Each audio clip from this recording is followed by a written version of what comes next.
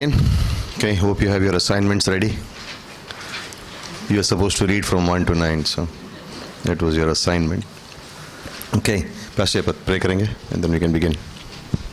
प्रभु यीशु मसीह हम धन्यवाद करते हैं इस समय के लिए प्रभु हम आपके वचन को सीखने के लिए यहाँ पे इकट्ठा हुए प्रभु पवित्र आत्मा हमें उस वचन को सीखने के लिए हमारे हृदय को खोले हमारी समझ हमारे मन को खोले ताकि तेरे वचन को समझ सको जान सके परमेश्वर को अपना और तेरी महिमा कर सको अपने दास को पवित्र आत्मा को सिखा ताकि जिस तरह हमें सीखना है पवित्र आत्मा के द्वारा हमें बोलना हमारे उनके द्वारा हमारे से हमसे बात करो परमेश्वर धन्यवाद करते हैं सारी महिमा यीशु मसीह के नाम से Okay, page 10 in your manual.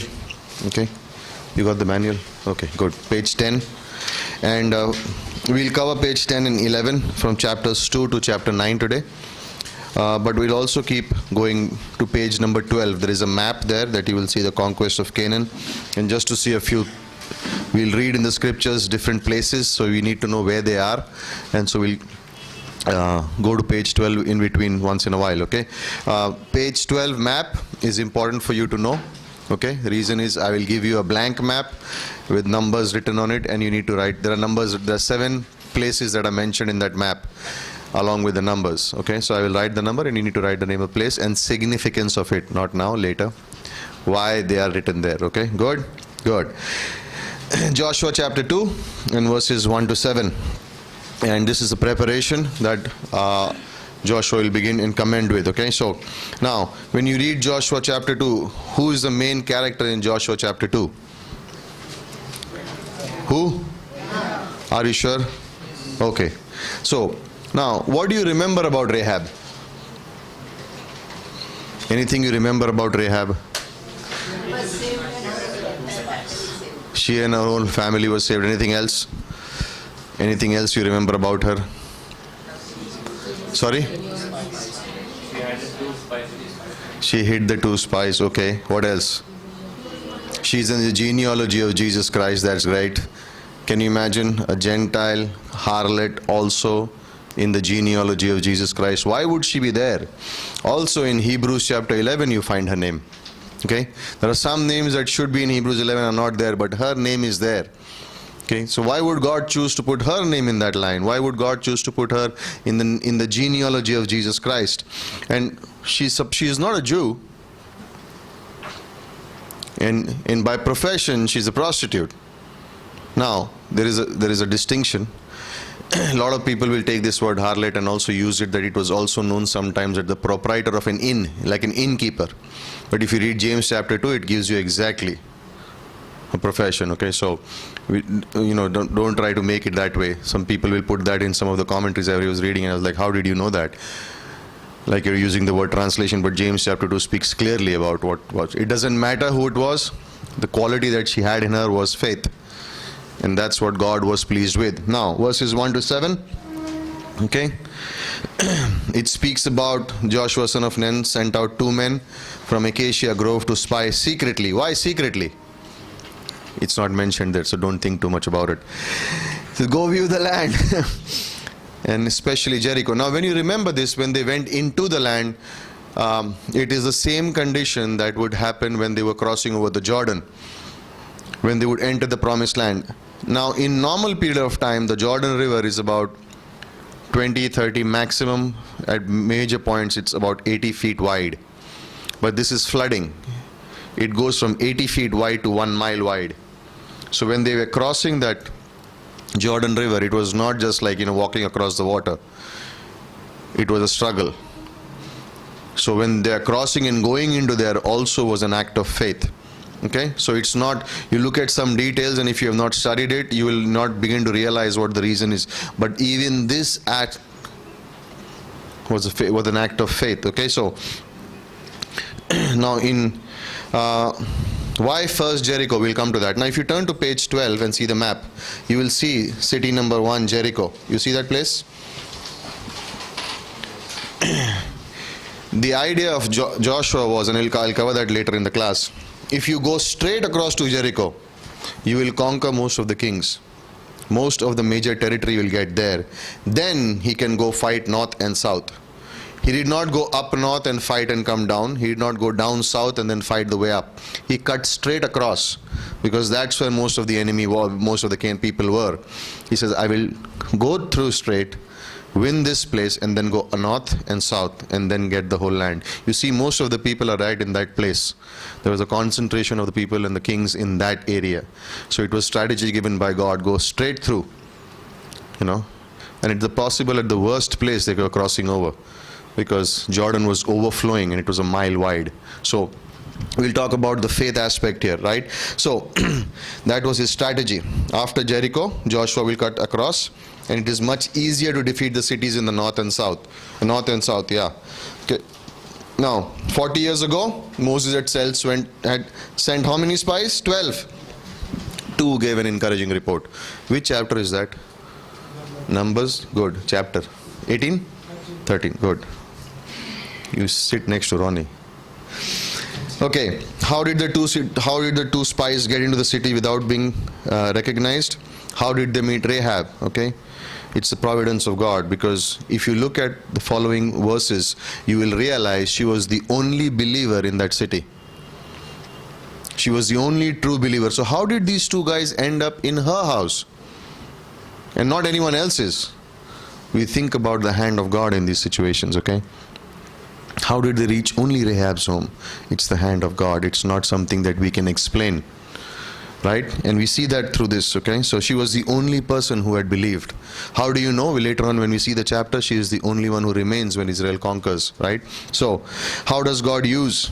And I think about this in 1 Corinthians chapter 1, 27 to 29. It's the category of people that God uses. It's easy sometimes for us to think, oh, only the talented, only something. No. But look at 1 Corinthians chapter 1, 27 to 29, and you will see the type of people that God uses for his work. Okay? So, was Rahab taking a risk by hiding the two spies? Of course she was. Because you remember, people found out that these two are foreigners. How did they know? Maybe because of the dress or the things that they were doing. We don't know. But the people came. The king's soldiers came to Rahab's house. They knew that these are strangers who have come in. Why were they afraid of the Israelites? Of what they had heard 40 years ago. What God had done. They wanted to know.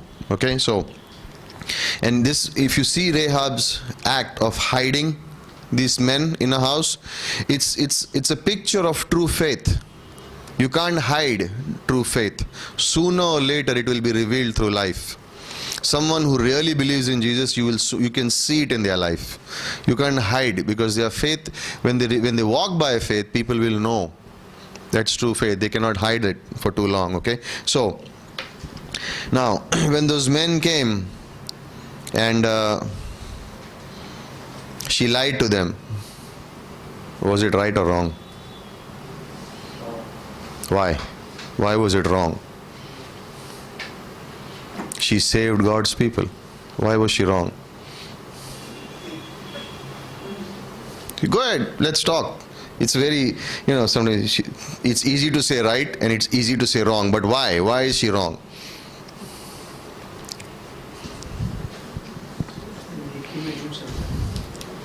Why is she wrong? Isn't she a new believer? She hasn't learned any doctrine, so she doesn't know whether it is right or wrong, and she thinks she's doing right. She's saving God's people. Isn't that right? If a missionary comes running to your house and someone is after his life and you hide him, and if they come and say, where is he? I don't know. Are you right or wrong? Oh, are you right or wrong? 50-50. That's experience. Remember, God commended her faith, not her lying. Okay? God never says to do something you lied, lying is okay. No. That's why lying is not mentioned. Her faith in believing God is mentioned, which is found in 8, 9, 10. I heard her hiding the spies and she lying for it. Proverbs chapter 12 is very clear. It's not something that God approves of. Okay? Abraham also lied. So why are we blaming Rahab? Abraham lied? Yes. David lied? Yes. Jacob lied? Yes. So why poor Rahab? understand that sin is sin. Lying is lying. 99.99% truth, 0.001% lying is 100% lying. Okay? 100%. It's not, God does not approve of it. So, did she act by faith? Of course she did. And maybe, sometimes you can think, oh, she was just a new believer. She did not know. She just heard about God, believed in her heart. She had no idea about the commandments, the laws and everything. So, in her heart, she did what she did was she was taking a risk. Faith. Agreed. Lying? No. Correct? Okay. Is lying wrong or right? Wrong. But she was new believer. No, she didn't know. Now you're all confused. Which one is right? Okay. So, Proverbs chapter 12 verse 22. It is not. Okay. Now, remember in Titus chapter 1 verse 13, I think, is it Paul tells Cretes about Crete. These Cretans are liars. They have a testimony, but these Cretans are liars. And he rebukes them. And why he says, you rebuke them and they will be sound in faith. Which means if they are doing the right thing in a wrong way, rebuke them, tell them that's not the way to do it. Be honest about it. They will be sound in faith. Okay? So, remember, Rahab is remembered for the faith that she had in the Lord, not for the lying that she did. Okay? Now, I gave grace. Right? But she was a true believer. James chapter 2 verse 25. Okay? Faith wasn't hidden. Now verse 8 to 11. This shows you she had more faith than the 10 spies who went into the land 40 years ago. She had more faith. Listen to her language. Now, remember, she has not been with Moses. She has not been with any of these people. But in verses 8 to 11, she has more faith than the 10 spies. I know that the Lord has given you the land. How does she know? These are spies who have come in. I know already. The terror of you has fallen on us. They knew about it. And all the inhabitants of the land are faint-hearted because of you. Verse 10.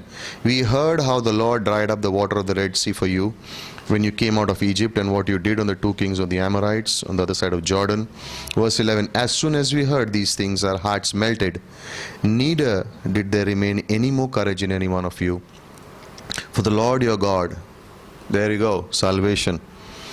For your Lord your God, He is God in heaven above and in earth beneath. Simple.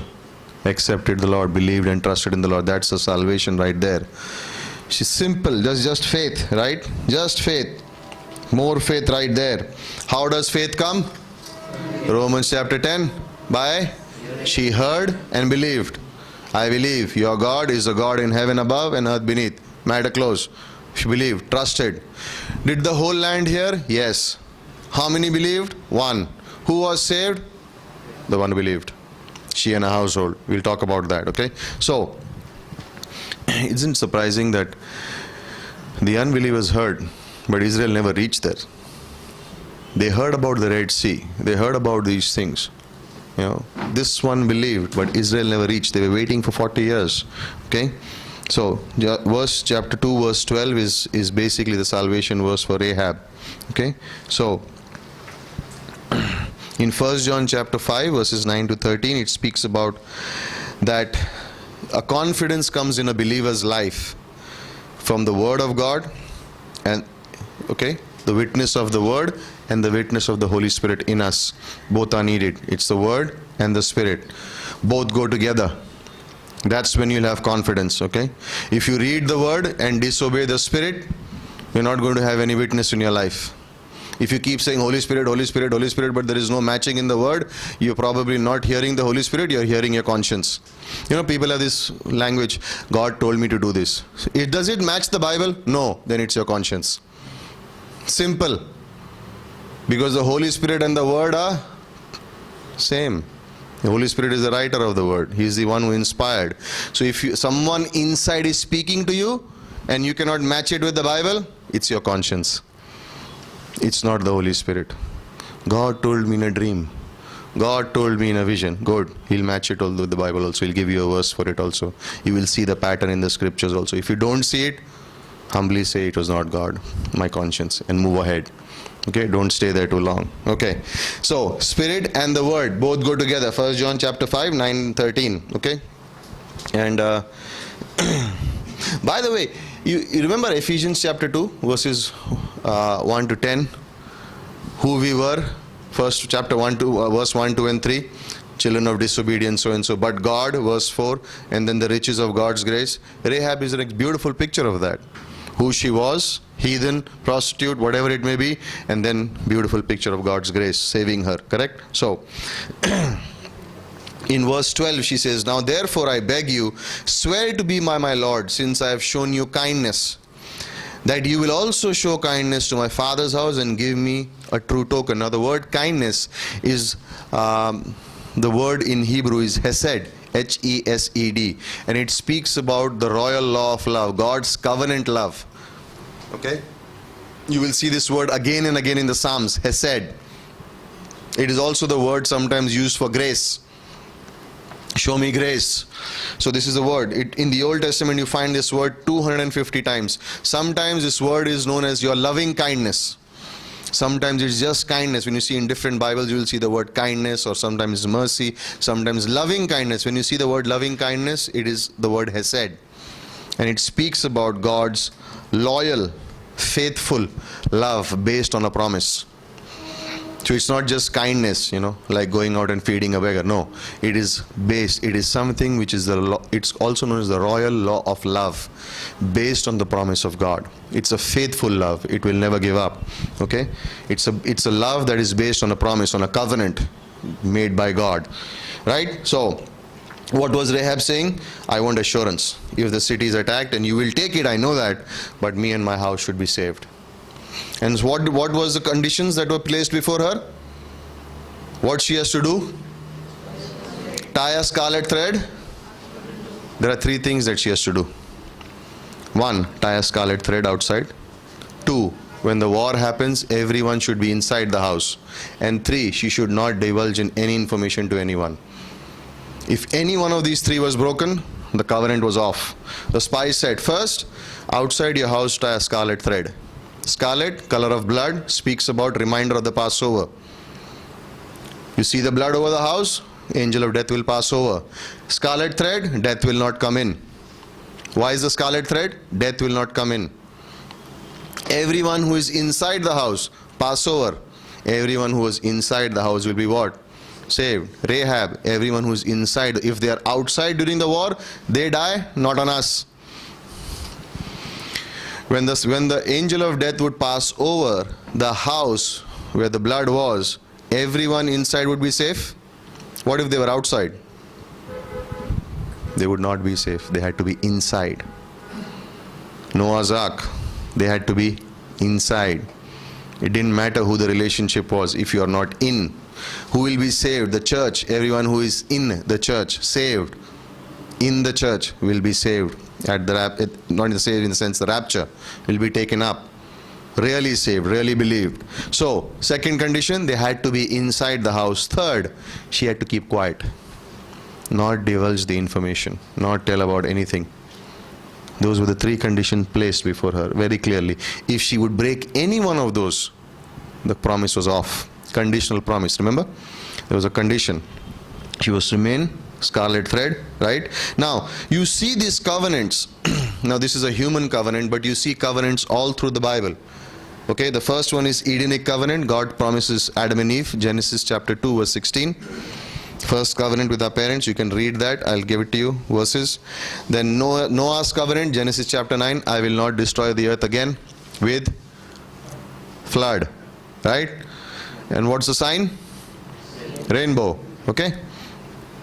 Abrahamic covenant, Genesis chapter 12 verses 1, 2 and 3, and Genesis chapter 15 verses 1 to 20. These are covenants of the Bible, okay? So you need to know this. Divine covenants. Some of them are conditional, some of them are unconditional, okay? Conditional means if you do something, then God will do it. Unconditional, to fulfill it, it depends on God. Abrahamic covenant, I will give you this land. Who will give the land? God. Does it depend on Abraham? No. Did Israel get the land? Part of it, yes. But the full land they will get in millennial kingdom. Who will fulfill the promise? Based on God. Abraham was put to sleep. Got it? Now next, with with Moses, Exodus 12 and 20, Exodus 19 and 20. Okay. With David in 2 Samuel chapter 7, there will always be a ruler over the house of David. Okay, so Christ will rule again. And then the new covenant in Jeremiah chapter 31. Okay, so these are covenants God gives. The new covenant. There are more also, but we'll talk about them later. I'll give you a handout on that.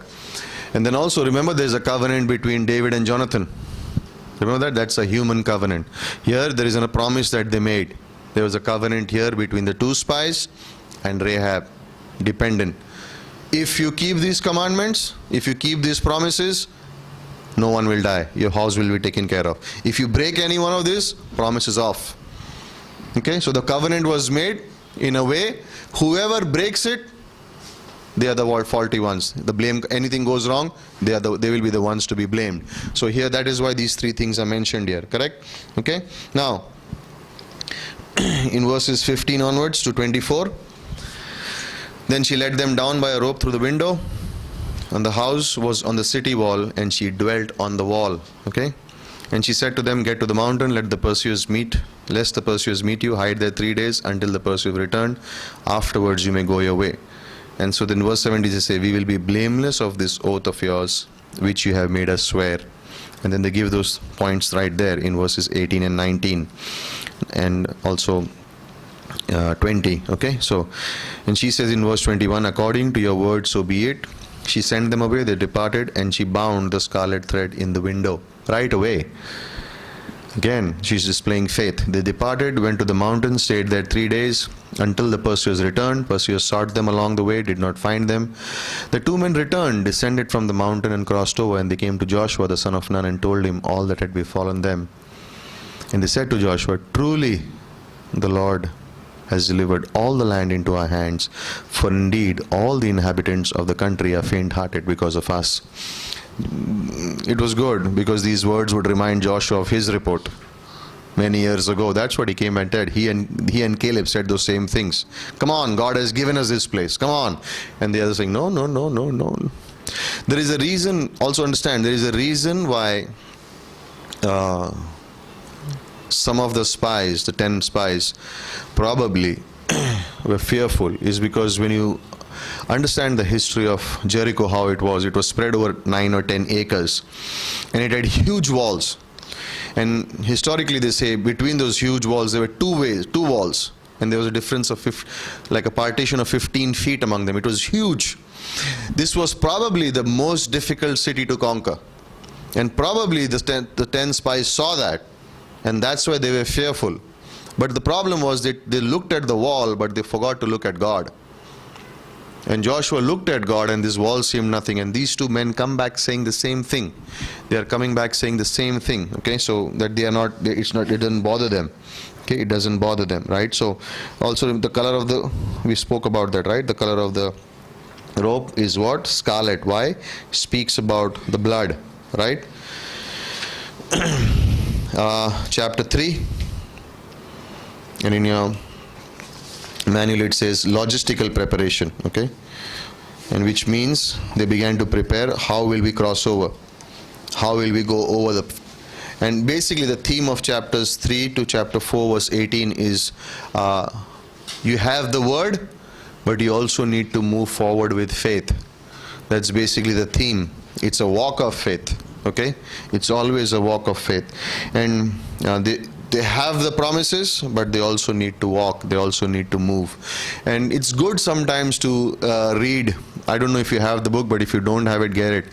It's now available for 300 rupees here. It was very expensive. It's called From Jerusalem to Irian Jaya.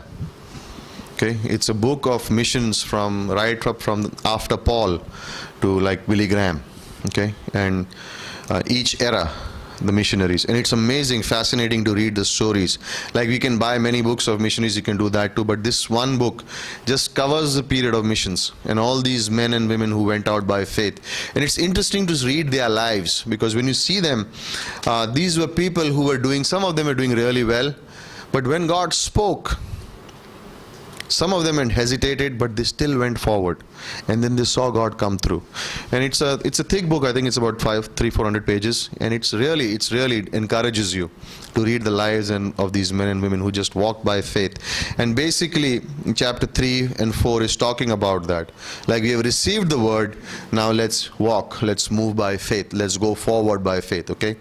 Imagine receiving the word but not doing anything, right? I receive it but I don't do anything, okay? So,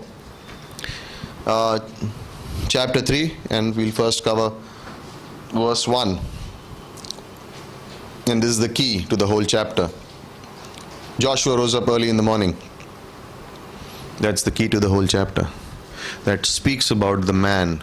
He speaks about the life of the man and his relationship with God. And they set out from Acacia Grove, came to Jordan and the children of Israel, and lodged there before they crossed over. So they moved. Okay, they moved from that place. But remember, the river is swollen now. It's like it's gone very big.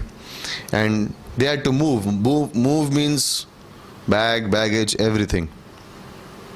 And how many people are there? Over 1.5 million. It's not a small group of 15-20 people moving. Move, which means that he got up, he had his walk with God. And when you see Joshua waking up early, you are reminded of Moses, you're reminded of David, you're reminded of Hezekiah, you're reminded of Christ. You look at their lives, they all were up early morning. They were all up with God, right? So that's where they get the wisdom from. That's where they knew. Why were their ministries so effective? Because they had that time alone with God, always. That's why they could do so much, okay? So they all moved. Now this is basically where they are moving from Acacia Grove onwards, and you see they move to a place called Shittim. That is about 7 miles, okay? So we'll come to that later. And in here you will find 5 different types of conversation, and each one of them is based on faith, and I'll talk to you about that. Verses 1 to 4.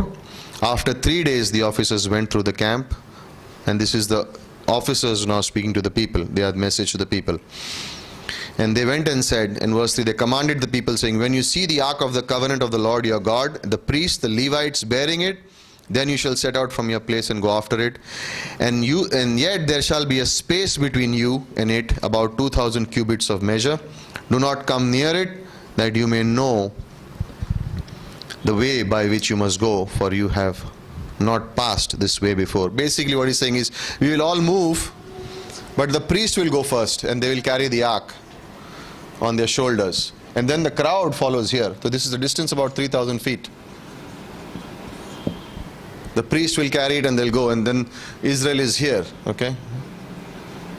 And this is the ark and the priest here who are carrying it. And there's a distance of 3,000 feet. We'll tell you why. He gives you the reason there in verse 4, but there is a reason why they are showing that. Okay? And now, they make their journey. And in verse 5, Joshua tells them, sanctify yourself. Now, when you read verses 1 to 4, there is a reason. Why is the ark going ahead? Many reasons, but the first one is this. Remember, the pillar of cloud is now not there. All through the wilderness, Israel was used to moving. When the pillar of cloud moved, they would move. It's not there now. It's gone. So they need someone to guide them. Okay, you see that there. There is no one to tell them where to go. And that's why in this chapter you will see the word ark, the ark of the Lord, 16 times. In 3 and 4 you will see it together 16 times. What was ark? Speaking of the presence of God. What was contained in the ark? Mosaic law. What else? Manna and Aaron's rod. Speaks of authority. Okay? When the priest would carry it, there's a distance of 3,000 feet, so people could see from far where the ark was going, where the presence of God was going. That's where they go. Till now, what were they used to? The cloud. Wherever the cloud is going, it goes. Now there is the ark. What does that tell me? I need to be sensitive to the presence of God in my life. Where is God taking me? Where is God leading me? What is God wanting me to do? It's not that I will go wherever I want. There is no cloud today. There is no priest carrying the ark today. But there is in the church the voice of God speaking to me. Right? You will see your teacher before you, but you will hear a voice behind. Once I have spoken, twice you have heard. It's the presence of God speaking to you in the church. Okay? Do not take church attendance lightly. Like people take church attendance very lightly. I'll come when I have time. I remember I was giving the illustration yesterday. Someone said, I don't, it's raining so I can't come to church. But whatever time the church service is going on, I sit at home and pray. So the guy told the other guy, so do you do that for your office also? It's raining, you don't go to office, and the same time you do your work at home. Will your boss agree? No. And so think about this. Where is the presence of God leading me to? But if you're not in the Word, and if you're not, remember in chapter 2, if you're not in the Word, not in the Spirit, you will not be aware of the presence of God. You don't know. Remember Jacob? Oh, God was here and I didn't know it. Why? His heart was not connected. He was distracted. He was doing what he wanted to do. He was not in the Word. He was not following God. No prayer life. So you'll never be aware of what. But here in this picture, the presence of God goes ahead. In our life, there is the presence of God where we are in our home, when we are alone. But also the presence of God manifestation is also found in the body of Christ, where God speaks to us as one. And that's why how many angels does each believer have? 1, 2. Where is it written there are 2? Which Psalm? You give your angels 90. Let's say at least 1. At least. Okay, let's not get a little proud too. Maybe because of the way you live, that's why they need 2. No. Or drive. Some people need 5 because of the way they drive the car or the bike. Not for themselves, for others to stay out of the way. But let's say 1. Imagine what happens in this room right now. Can you imagine what's going on in this room right now? We don't see them. Are they here? Of course they are. What's going on? So understand that. Where is the presence of God? What are they doing? Ministering. What are the angels doing all the time? Ministering. Right? And so this is like, we think about it. What are we as in body as one family? Like filled with the Spirit, and then the presence of God where 2 or 3 are gathered. Learning the Word, magnifying Christ. Is Christ walking here in the midst of us? Of course He is. He rejoices in the praises of His people. He rejoices when the people come together and speak about His name. Remember? When they speak about me, Malachi chapter 2, Lord put His ear and heard what they were speaking about Him. What's happening here? It's the supernatural presence of God. We are aware of it. We are not ignorant about it. When you're ignorant about it, you don't know what's going on. Your life is never like this. You're always doing things off. You're never content, never at peace, always disturbed. Why? You're not aware of the presence of God. Joshua chapter 3, why is God Himself is leading them into the promised land. God Himself, 3,000 feet. Why? Second reason also was to remind that the ark is holy. It's sacred. It's not just anything, nobody can come and touch it and say, what's in it, let me look at it. No. The priest was supposed to carry it. We see that, okay? So, 16 times you will see the word ark of the covenant, okay? Throne of God, you will see those words here. In verse 5 is Joshua's message to the people, okay? Sanctify yourself, basically means cleansing, clean yourself, shower, whatever, okay? The Lord will do wonders among you. Verse 6, this is Joshua's message to the priest now. So, officers to the people, Joshua to the people, Joshua to the priest. You will see there, he's talking about the ark, he's talking about the presence of God. There is a message that he's saying to there is a conversation going on in chapter 3, and in every conversation the theme is what? God, His presence, God, His presence, God, His word. It's there. They are talking about everything is God-centered. Verse 6, Joshua spoke to the priest saying, take up the ark of the covenant, cross over the people. So they took up the ark of the covenant and went before the people. So it was the priest who would first go into the water. The moment their feet would touch the water, it would part. They had to stand in the middle till everyone crossed over.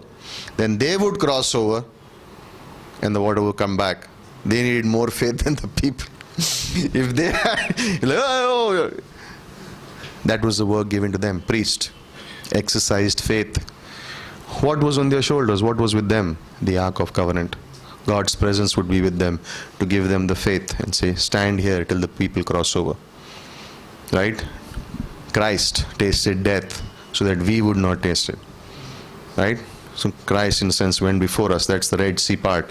This is entering into the promises of God. Okay, so we'll talk about that. Then, verse 7 and 8, now God is speaking to Joshua. This day I will begin to exalt you in the sight of all Israel, that they may know, as I was with Moses, so I will also be with you.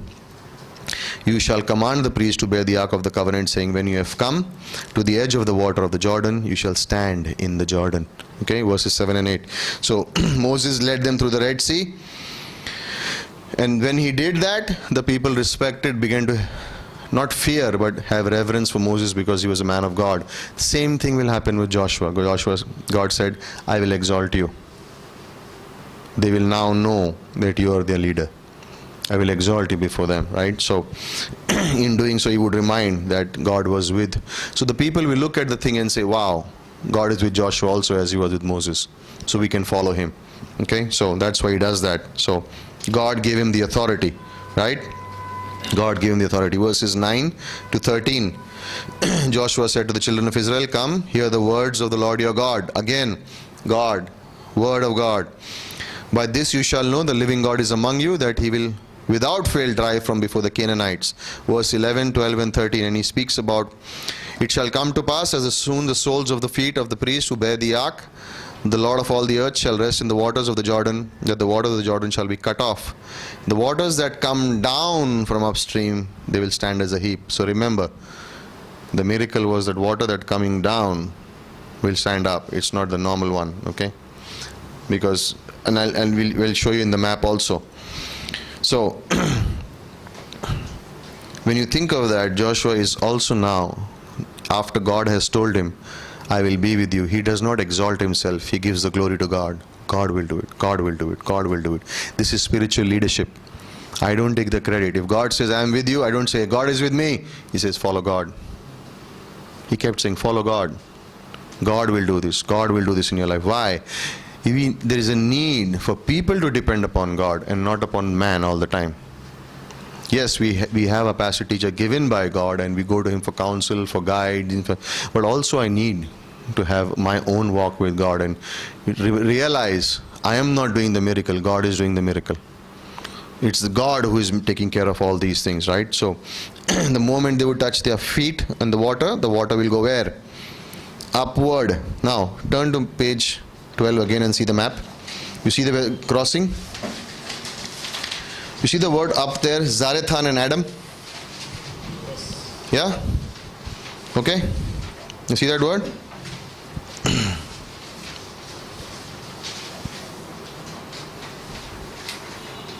See verse 16 of chapter 3. And the waters which came down from upstream stood still, rose in a heap very far away at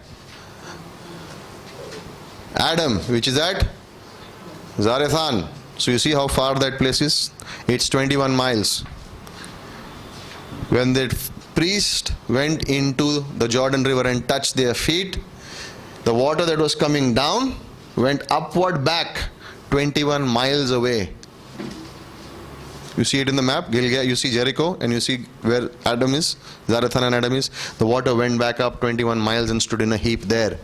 Why 21 miles? Over 1.5 million people had to cross over. God made such a wide opening. It's like everyone go through. I mean, imagine 15 lakh people going through 10 feet. It'll take them years. He just opened the whole thing up. They were going baggage, everything. Cattle, everything was with them. They had to cross over. It was an amazing miracle. We see the Red Sea open up. You see this one. This is water goes upstream, 21 miles up. God just took the water back. It's an amazing miracle of God. You know, so it's not just that they stepped in the water and God just opened the water. No, the water coming from up went up, back up 21 miles, right? So it was a miracle of God, right? And so now in these factors you see something very common here. In chapter 3, as God said it happened, waters will part. When will it happen? Verse 15 of chapter 3, it says the moment they put the feet, dip the feet in the Jordan, the waters will go back. Exactly that happened. You know why? Why am I saying this? Because people will say, oh, that was not a miracle. When in an earthquake took place, so the water stopped also coming down. Earthquake must have taken place, and therefore that's why the water stopped flowing. But if you read the scriptures, there are 5 things that are very clear what God said happened. So first one was the time. The second one, the first was God predicted the event, it happened. He predicted the time. It happened during the flood, verse 15. Verse 16, the water was held back for almost a day for the people to pass over. And verse 17, the soft riverbed became hard, dry. The riverbed was wet, right? But how did they cross over? It was dry. If it was soft, then the wheels would get stuck. It would get mucky. It was not mucky. People just crossed over as dry land. That was also a work of God. It was not just the waters going back. The ground became dry. Look at verse 17. The ground became dry. Okay, the priest who bore stood over. The Israel crossed on dry ground. No riverbed is dry ground. When the water went up, the ground became dry. It was a work of God, right? So we think like that. And then when they crossed over, what happened? The priest crossed over, the water came back. Again, the work of God. Everything was as God had said and as God had planned. Okay. When it was Red Sea, Moses raised his arm. In the Jordan, they wet their feet. Both are required. There is listening, obedience, the work of faith, but also the walk of faith. Both are needed, okay? So, chapter 4. There are 2 stones. The 12 stones are kept here, and this is basically a memorial. 12 people selected from each tribe of Israel. Okay? This was to be a memorial. 12 stones at Gilgal, 12 stones in the midst of the river. Okay? Why? Remember, altar being made by Abraham, remembering God, worship. These 2 are kept here. The altars are made as a remembrance. If you read later on, you will see that people could see the altar, the stones together above the riverbed. The water was flowing, but you could see the stones, and that was a reminder of God's faithfulness. It was not just a monument made, not an altar for worship. It was a memorial. So people gathered the 12 stones and put as a memorial. They didn't go and worship there. When they looked at it, it would remind them of the faithfulness of God. So God put them there.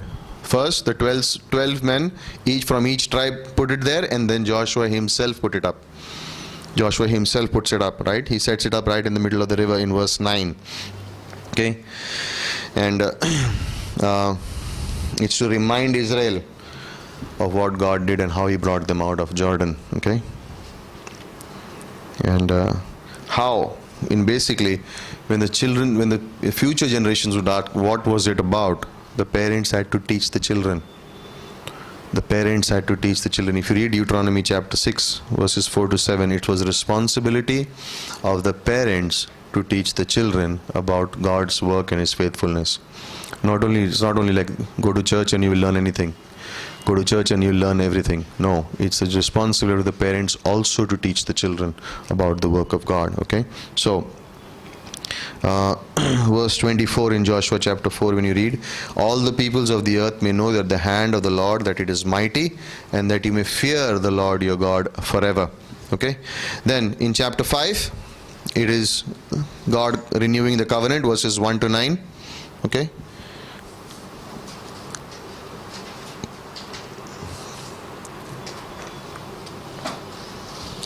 So it was when the kings of the Amorites who were on the west side of Jordan, and all the kings of the Canaanites who were by the sea, heard that the Lord had dried up the waters of the Jordan before the children of Israel, until we had crossed over, that their hearts melted, and there was no spirit in any of them any longer because of the children of Israel. Now, generally, technically, chapter 4 should end at verse 5, at chapter 5, verse 1. And then chapter 5 should begin at verse 2 onwards, but that's okay. Okay, so don't worry about it. But remember, how many have done hermeneutics? You've done hermeneutics? You remember the principle? See what goes before, see what follows afterwards. Okay, let it be. Verse 2.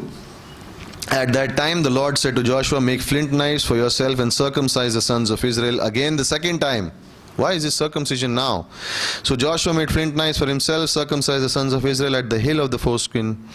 And this is the reason why Joshua circumcised them. All the people who came out of Egypt, who were males, all the men of war, had died in the wilderness on the way, after they had come out of Egypt. For all the people who came out had been circumcised, but the people born in the wilderness on the way as they came out of Egypt had not been circumcised. Now, you cross the Jordan, when you see the map, your enemy is before you. It's not the right time for circumcision because it will take them 3 days, 4 days to heal. After circumcision, it takes 4 to 5 days for the person to heal, for the wound to heal. It's not the right time because the enemy knows you are there. They can come and attack you. Why is God doing that now? Why is circumcision required now? So what? We will destroy the enemy, then we can get circumcised. Surrender before service. Separation, sanctification before service. Cleaning your heart, cleansing your heart, purifying your hands before serving. Set apart, sanctification. You are set apart. Right? Romans chapter 12, remember? Renewing your mind. Transformation. Setting yourself apart. Cleanliness, purity. You don't come to serve God living like anything you want, the way you want to do it. There is a separation. And think about this. The people would have been in a hurry. Was Israel's problem impatience? Always. They were always impatient. God was not in a hurry. The enemy is right before them, but he's saying first, circumcision. Holiness comes first, then everything else. First, your holiness comes first, then I'll see your work. Right? I'm not interested in what you do for me if your heart is not for me. Consecration, separation comes before service, right? From God's point of view, they are not yet ready to fight. It's consecration. It has to be there, right? And so you'll see 3 things happening there. Renewal of circumcision, Passover, and then the land's produce. I mean, you have crossed the Jordan to fight, but you're first doing circumcision, then you're doing Passover, then you're eating from the land, and then you will go and fight. Some things. What is crossing over the Jordan? It is claiming your inheritance. As believers, we are entering into our call with God. When you're entering the call with God, we are first saying death to self. Seed that is sowed in the ground, death to self. I'm consecrating, I'm surrendering to God. And then I go and serve God. I just don't go serve God in a lazy way. I go and serve God in a holy way. There is a reverence that I'm serving the living Savior. It's not just, just like, God is my friend and I'll do whatever. No, it doesn't work that way. Okay? Why is it important? Circumcision. Okay?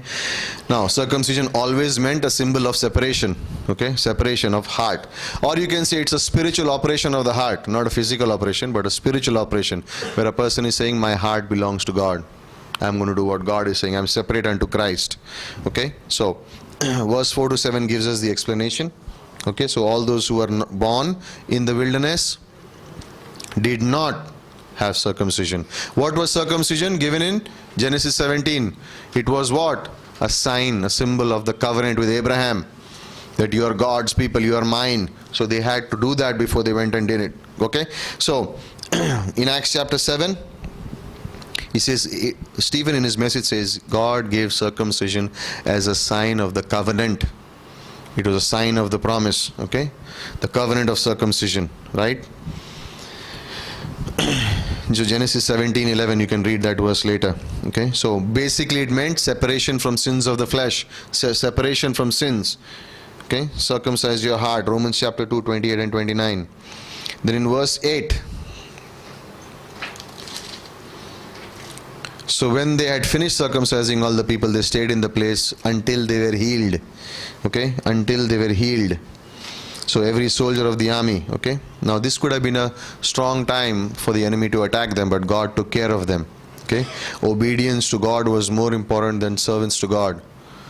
You obey and then you serve. Right? Okay, victory of faith, you see that. Okay, so in verse 9, he says, the Lord said to Joshua, this day I have rolled away the reproach of Egypt from you. Therefore the name of this place, Gilgal, to this day. So it's called rolling or a circle.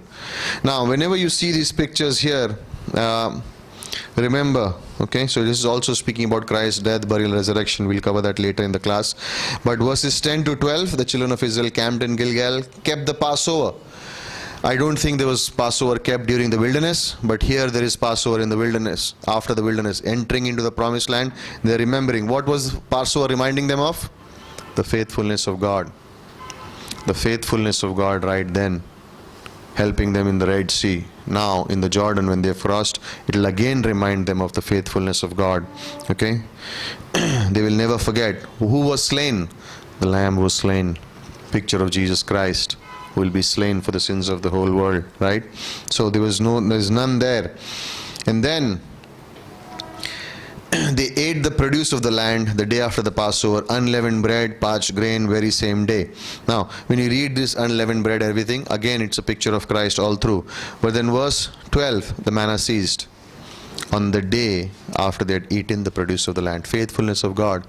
Israel no longer had manna, but they ate the food of the land of Canaan. God's promised land, you're in it, you don't need the manna. Isn't it amazing that when they did not want the manna, God did not stop? But when it was time, when they got the manna, when they ate the produce of the land, God did not say, I stopped the manna. He said, I'm giving it to you when you eat the produce of the land that I had sent you into. What did God tell them in Numbers? It's a land filled with what? Milk and honey. That I have given it to you, not I'm giving it to you. If Israel had believed the promise, they would not have to fight 31 kings. This conquest would have not been needed if they had believed. 40 years of traveling in the wilderness would not have been needed if they had believed. Because they did not believe, 40 years of wilderness and then coming in and fighting. They had to win. Again, when you see the conquest here, when you see the battle happening, it was known that they have won. They did not go into the battle saying, we have to win. In Joshua 5 it says, the Lord said, I have given it to you already. Joshua knew that this belonged to them. I just have to go and claim it. And the picture is beautifully of the promises of God. They are there. You claim it. The promise of God for you is yes and amen in the Bible, right? If I don't believe in it, whose fault? Not God's. I claim it. It's for me. Israel knew that the land was theirs. They did not claim it. So they had a problem. Hebrews chapter 6:12, by faith and patience we what? Inherit the promise of God. They did not have that. They did not use that. And it's a spiritual life principle. The promise of God is for me, but if I don't believe, then what's the point? I will also be wandering. No plan, no purpose. I will be wandering. Why do people backslide? They don't even understand that God is speaking to them. That's why they backslide, because there's no relationship with the Word. Why do they go back after following God for some time? There was no relationship with the Word. They never took that seriously. They wander in the wilderness. What is a waste of life? What happened to those who died in the wilderness? What happened? All of them above the age of 20 died. Could they go into the promised land? No. They should have, but did they? No. God had given it to them. Did they go in? No. They missed it out. We can miss out on God's blessing if we don't believe what God has given it to us. We can miss out. We can miss out big time on God's blessing if we don't realize and if we don't take those promises for ourselves. This word has been given to me. It's been given to you to read and believe. You don't look at the Bible and say, this is good for that guy. He should read this verse. You read some strong word. It's for you. Remember yesterday's message, Pastor said the word is what? Mirror. Why do you go and stand in front of a mirror? To see everything is in place. Correct? Now, if something is not in place, you look in the mirror and walk away, what happens? James chapter 1. Listens the word, but not a doer. You know something is wrong, but still you go and do. Fool. So you go and stand in the mirror, the word reveals to you. When you look in the Bible, the word reveals to you what is not right in your life. And then you say, yeah, I'll straighten this. Now it's okay. Who? The word. Mirror. But if I see wrong, some people say best idea, not to look only in the mirror. Then it will not tell me what is wrong in my life. Correct? So I'll go out. When you go out, outside world will tell you, kya hai yaar, kya? What is better? The word telling you what is wrong or the world telling you what is wrong? You decide. Actually, don't decide, you should know the word. Correct? If you don't look in the mirror and go out and something is wrong, what will happen? People outside will laugh. Sad for a believer. They don't read the word, they go out and live as they want, and people say, oh, Christian hai. How does the world know that the Christian is right? Or they have godly principle? How does the world know? Have you thought about it? You're a Christian and doing this. Have you heard anyone say, oh, you're a Hindu and doing this? Nobody says that. Have you heard? You say, Christian, how can you do this? How do they know? Something different. Christ in me. And that's what Paul keeps saying, right? What is the purpose of God? What is the purpose of man? To glorify Christ. Right? So, 5-minute break on that note, and then we'll come back.